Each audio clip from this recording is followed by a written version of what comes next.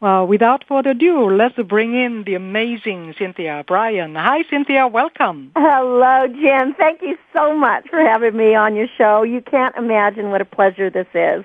Oh, thank you so much. This is a pleasure. It's all mine. I want to, first of all, give you kudos and bravo and congratulations on having Jack single you out today at the forum in front of all those people. That's really amazing. He's an amazing, amazing person. I think he's been a mentor to so many people. I know he was to me and helped me, when I was writing my first Chicken Soup for the Soul book. Mm-hmm. And I'm just so thrilled that you've connected with him. And, of course, being where you are, you are going to connect with just such major, major people.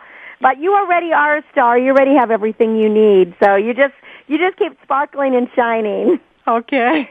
And, he showed all the list of books on the screen. And there was the Chicken Soup for the Gardener's Soul. Oh, good. Oh, good. Well, We're very proud of that book because it was a New York Times bestseller, and it's still selling really well. And, gardening is the number one pastime of Americans. So it's something, especially now when we're enduring so many, terrible things, not only the recession, but now the oil spill in the Gulf. We tend to look to nature, and we tend to look to our gardens, and we tend to want a sanctuary. So that book is one of these evergreen books that will inspire people to sow the seeds of laughter and hope and love. Yeah, that was kind of interesting because I knew you were co-author of that book, and that just, came to my eyes among all about 10 or 15 books, on the screen. So that was Jack Canfield and Mark Victor Hansen have been so, incredibly successful with the Chicken Soup for the Soul series, and of course with all the other books that they've done on their own, and the other conferences and things, and Jack especially in having done The Secret and the Principles of Success, and they're traveling around. And one of the things that I honor very much about both of them is how much they encourage other people to follow their heart, to follow their dreams, to do exactly what you're talking about right here on your radio show, American Dreams, The Sky is the Limit, because it's absolutely true. My motto is, shoot for the stars and decide to land on them, because we all have the ability, and most of all, we have the responsibility to use the talents and the gifts that we were given. And that's the most important. Yeah. So let's, to help our listeners to be the star they are, and, can you give us, some background information in the entertainment industry? I know I introduced to you about that already, but just before you became that, how did you? Well, it's a really great question, Ken, because with most people, when they think about the entertainment industry, they immediately think that you had some easy way in, etc. And the road wasn't paved that way. I grew up on a farm in Northern California, and my family was dirt poor, but I always had a dream. I always had a dream.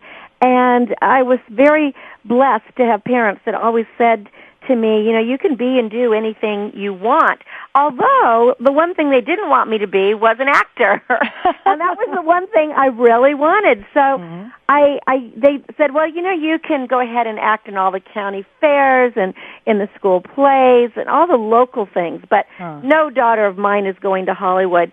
And I think what's interesting about that is that whatever we really have a passion for, whatever we really want with all our hearts and soul, eventually it's going to happen. So when my parents told me that, no, we're not going to have any actors in our family, I mean, you can play around with it, but not as a career. Don't even think about it. I decided, I was going to be a nun, and go into the cloister.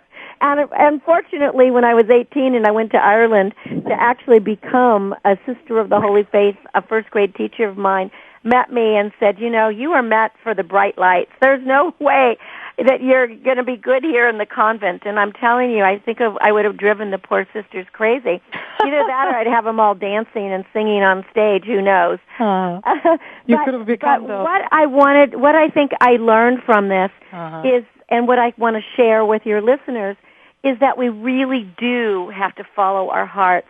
And as parents, it is our responsibility to help our children excel and exceed and encourage them to go for their strengths and not to limit them in any way. Because here I am, after as soon as I left home at 18, that was the first thing that happened to me. And it's been a wonderful, wild ride. I love the entertainment industry.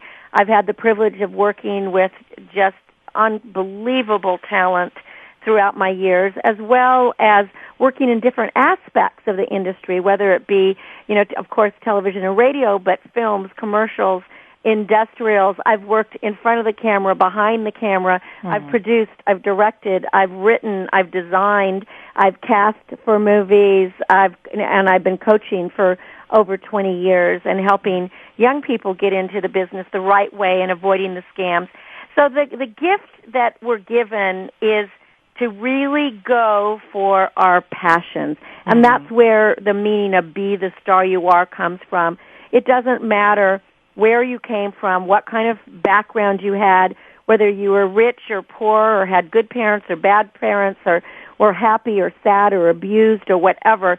Today is the first day of the rest of your life. And we really need to move forward, and we really need to find what is it that we're good at, what is it that we want, and go for it, because we can have it. We can have it. We just have to be willing to work long and hard, to get it. I think you made a very good, mention about the dream. You are following the dream, and that dream is like almost a guiding light. So, and the person who make up the dream is self, ourselves. So, I think that's a very important message. And you're an author too, and so utilizing, based on all your experience and background, what are a few tips you can give to authors who want to market themselves via radio, TV, or print? Yes, this is the big thing, is what I have really been able, because of my entertainment background, Jen, to parlay my knowledge of the publishing industry, of being an author, and of also being an on-camera and on-air personality to help other authors as well as any professionals, whether it be doctors, lawyers, or anybody that has to be in the public eye, to be more media savvy and to be able to give what I call good show, which means that you can go out into the public and share your message to empower others and to help others, again, live their dreams, but without being shy about it and without having to give excuses or without making so many mistakes that you tend to get upset with yourself. I have this motto, Jen, that failure is fertilizer. There are no mistakes. There is no fertilizer. There is no failure. You just take any mistakes you make, you put them on the compost pile, you grow a new garden. In other words, we learn from any of our stumbling blocks. We turn them into stepping stones. We move forward.